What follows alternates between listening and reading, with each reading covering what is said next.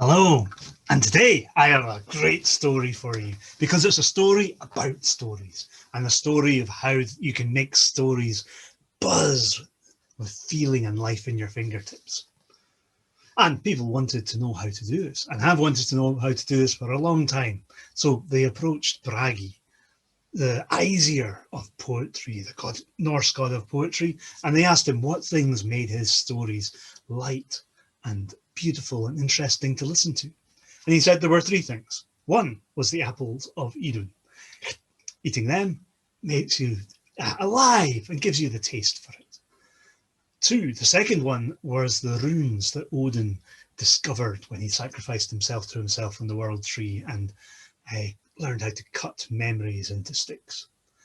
But the third is where the buzz really comes from, is the gold in your veins, the mead of poetry that brings fire to your mind and lets your desire run free and rampant.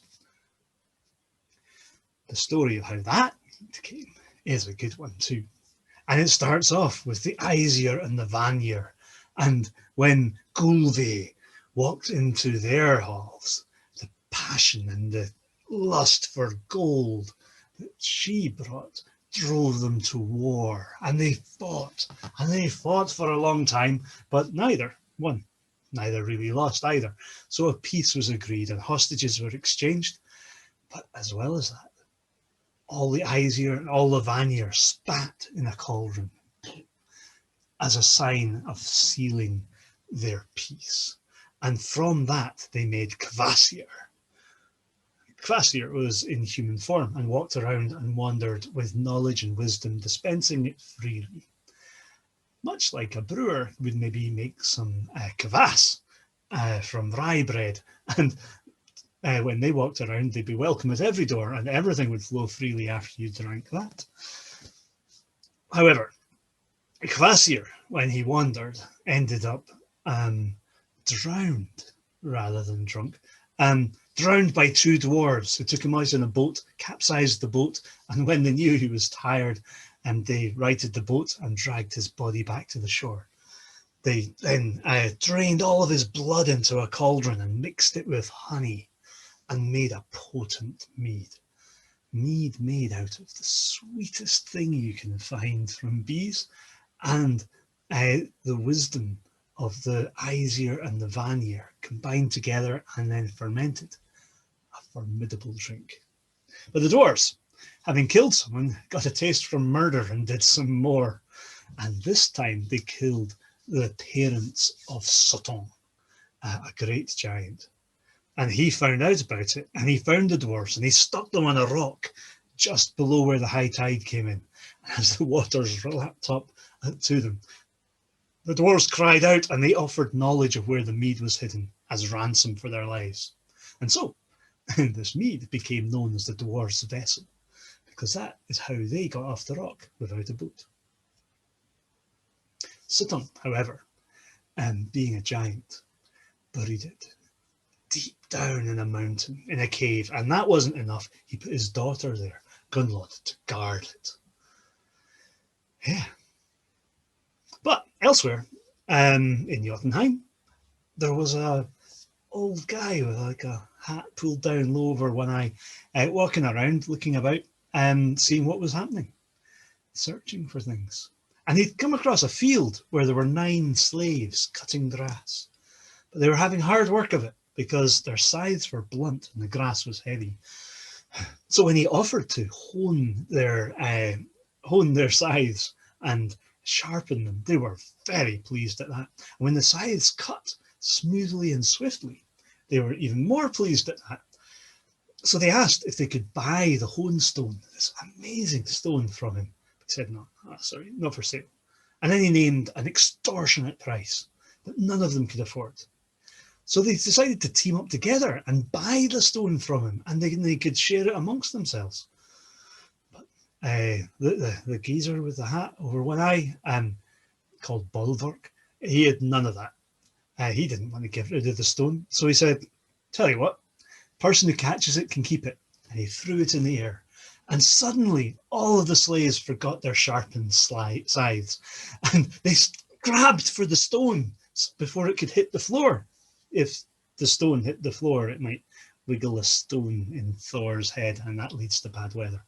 But the scythes, well, they all cut, and everyone who grabbed for the lodestone was a little bit short after that, a head short, in fact, and soon there were 9 dead slaves. Bulwark continued to the slave's owner's house, and the slave's owner was called Boggy, and he was a giant who was hoping to have hay to bring in to feed his cattle over winter. And when he found out all his slaves were dead, well, he was in a bit of a tight spot. But Bulwark said, "Sure, I can help you. No worries, I'll do the work of the 9. Fair enough, said Boggy. That sounds great. And yeah, Bulwark worked hard all summer, but his scythe was very sharp, and he did the work of everybody. And at the end, Bogey asked him what he'd like. "Well, funny you should mention it, but I've heard your brother Suttung has some awesome mead. I'd just like a wee sip of that. Can you help me?"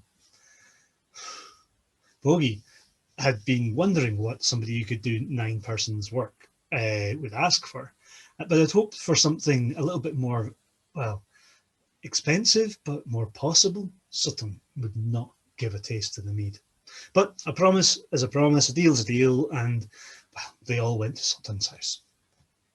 And there, Bogey asked his brother for, just to give a wee taste of mead for this fantastic worker. And Sutton said no. And then Bogey said, "Well, sometimes there will be winters so cold that even brothers have to beg from brothers.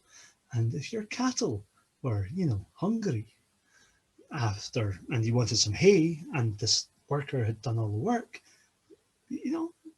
And Sutton saw the way that was going and wasn't pleased with it at all. So said, "No!" And Bogey had to go away disappointed. Well, he tried. But Bulwarker pestered and prodded. And, well, there was a debt to be paid. So Bogey found his feet following the path less trod towards the mountain where Gunlod lay hidden deep inside. After all, what harm was there in that? There's no way anyone could get in there. There's a big mountain full of rock. And then, to his dismay, Bogey saw Bulwarker pull a tusk out of his pouch and stick it on a rod and make an auger that can bore through rock. And then Bogey was obliged to help drill a hole through the cliff towards the cave. He stopped halfway, but Bulwarker made him blow in the hole, and all the bits of shards came out. So they bored further. Clear away, straight into the mountain. And at that, Bogey made it scarce. Bulwarker transformed into a snake and slithered down the narrow hole into the dark. And there he found a cavern, and he found Gunlod, and suddenly the dark was gone and all was golden. Gunlod's beauty filled the cave. The snake transformed into the form of a handsome young man to woo the giant. But not just relying on being fit of figure. The form began to sing, and borrowing from the Dagda Mór, he sang 3 songs for 3 nights, for 3 sips of mead, one from each of the cauldrons, Bodden, Son, and Odrer. So, the first song he sang was a song of mirth, and he made her laugh, because she'd been stuck in there for ages, and the next surprise was good, and it brought a smile to her face, and made her even more pretty, and also made her look favourably upon him. First base achieved. The second song he sang was a song of grief, of tragedy, of beautiful giantesses being stuck in a cave by their fathers, how they should be free, and how her beauty should be seen by all, the joy of her laughter should be heard. Yes, well, having laughed with her, he now grieves with her, and second base achieved. 2 promises of mead. And then the third night, he sung her the song of sleep and slept with her, and then they became one in thought and mind and body. And with that song, the 3 sips of mead were granted, and maybe a lot more. But with each sip, the form in the cave, Bolverk, drank each cauldron dry and filled his belly full of the mead. And as Gunnlod slept, he transformed into an eagle and flew away. Some say that when he flew, Suttung noticed that something was wrong and chased him like Thazi chased Loki carrying Eden as a hazelnut.